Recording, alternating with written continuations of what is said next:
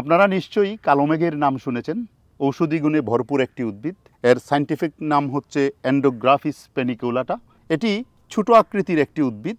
পাতা, কাণ্ড প্রত্যেকটা অংশ খুবই মূল্যবান। এই যে এখন শীতকাল চলে আসছে, এই শীতকালে আমাদের জ্বর, সর্দি, কাশি, গলা ব্যথা বিভিন্ন রকমের সমস্যা হতে পারে।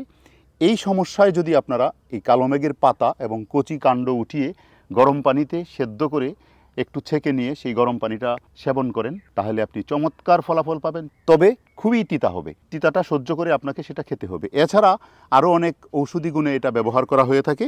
আর্থ্রাইটিসের জন্য এটি ব্যবহার হয়, যকৃৎ চিকিৎসায় ব্যবহৃত হয়, ডেঙ্গু বা ম্যালেরিয়া রোগের প্রতিষেধক হিসাবে এটিকে ব্যবহার করা হয়, ছোট বাচ্চাদের ডায়রিয়া, খিদে কম হওয়া ইত্যাদি প্রতিরোধে কালো মেঘের ব্যবহার রয়েছে। পাতা রক্তকে পরিশুদ্ধ করার ক্ষমতা রাখে।